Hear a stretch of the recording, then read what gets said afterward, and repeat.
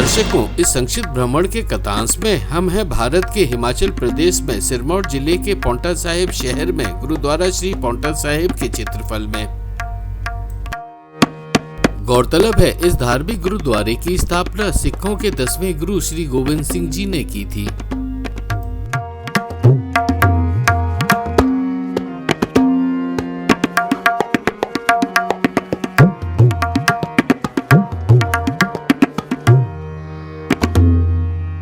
और यहाँ पर ही उन्होंने अपने जीवन के 4 साल बिताकर दशम ग्रंथ की रचना की। इसी कारण ये गुरुद्वारा दुनिया भर में सिख धर्म के अनुयायियों के बीच एक बहुत ही उच्च ऐतिहासिक और धार्मिक महत्व रखता है।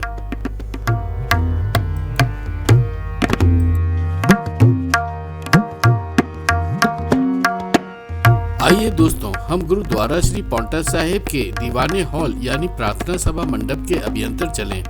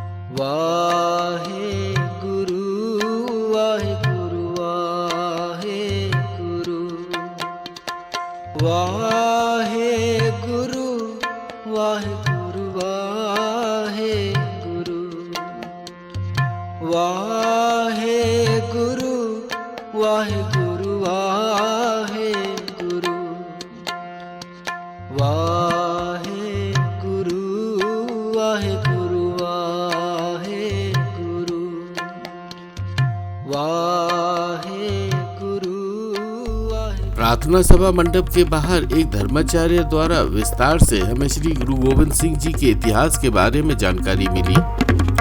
संक्षिप्त में उन्होंने हमें बताया कि श्री गुरु गोविंद सिंह जी का जन्म 22 दिसंबर 1667 पटना में हुआ था। उनका मूल नाम गोविंद राय था और वे सिखों के 10वें और अंतिम गुरु थे। अपने पिता श्री गुरु तेग बहादुर जी के बलिदान के उपरांत 9 दिसंबर 1675 में 9 साल की उम्र में वे 10वें गुरु बने।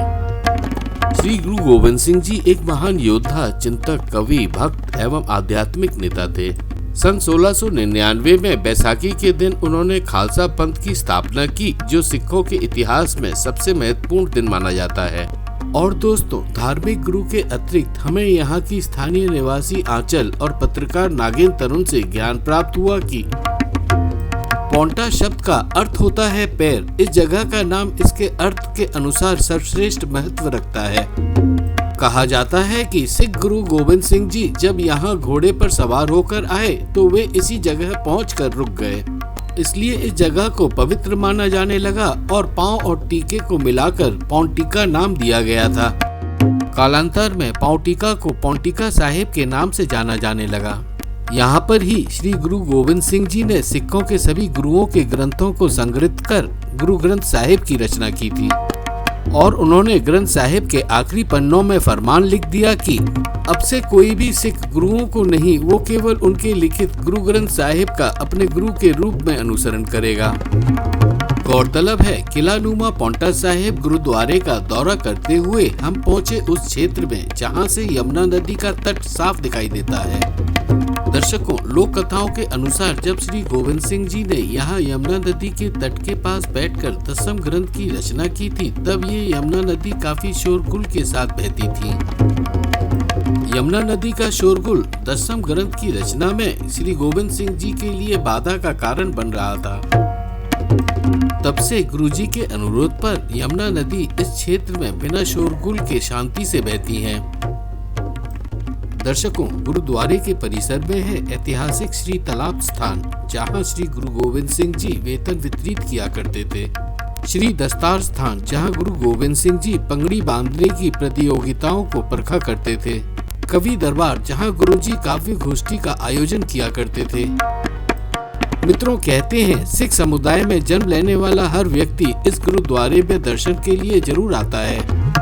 यहाँ जो भी व्यक्ति अपनी मुराद लेकर आता है, गुरु गोविंद सिंह जी की कृपा से उसकी मुराद जल्द पूरी होती है। इस गुरुद्वारे की धार्मिक महत्व का एक उदाहरण है यहाँ पर रखी ये पालकी, जो शुद्ध सोने की बनी है, जिसे किसी श्रद्धालु ने यहाँ पर गोपनीय रूप से दान स्वरूप दी थी। आपके सामने है गुरुद्वारा पांवटा साहिब का संग्रहालय।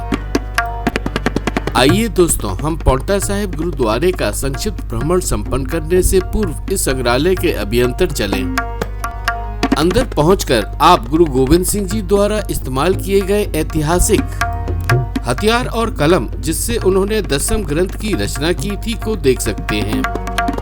और देख सकते हैं संग्रहालय में प्रदर्शित विभिन्न दौर के सिख गुरुओं से संबंधित तस्वीरें।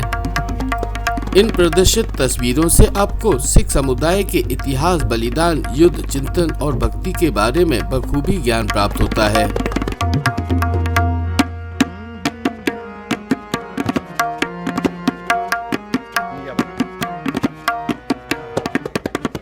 पांवटा साहिब गुरुद्वारे का मूल तत्व दौरा कर दूसरे दिन सुबह हम पहुंचे पांवटा साहिब शहर से 23 किलोमीटर दूरी पर स्थित भांगनी नामक स्थान पर स्थित भांगनी साहिब गुरुद्वारे के क्षेत्रफल में। यह जगह सिखों के लिए एक ऐतिहासिक महत्व रखती है, क्योंकि यहाँ सिखों के 10वें गुरु श्री गोविंद सिंह जी ने 1686 में 20 साल की कम उम्र में पहली लड़ाई लड़ी थी, जिसमें उन्होंने शिवालिक पर्वत के राजा भीमचंद और राजा फतेह साहिब को हराया था। आज ये गुरुद्वारा गोविंद सिंह जी के पहले युद्ध में जीत के प्रतीक के रूप में देखा जाता है।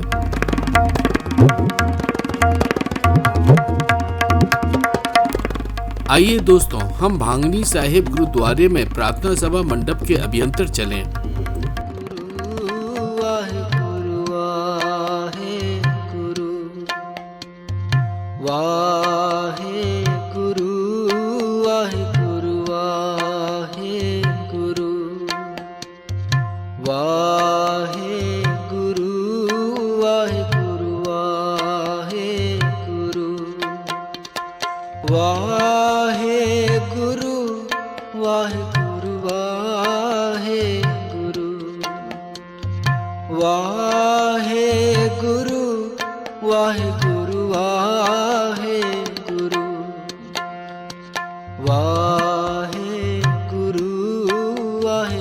आपके सामने है ऐतिहासिक पूजनीय जामुन का पेड़। कहते हैं यहाँ पर युद्ध के दौरान श्री गुरु गोविंद सिंह जी और उनके घोड़े ने विश्राम किया था।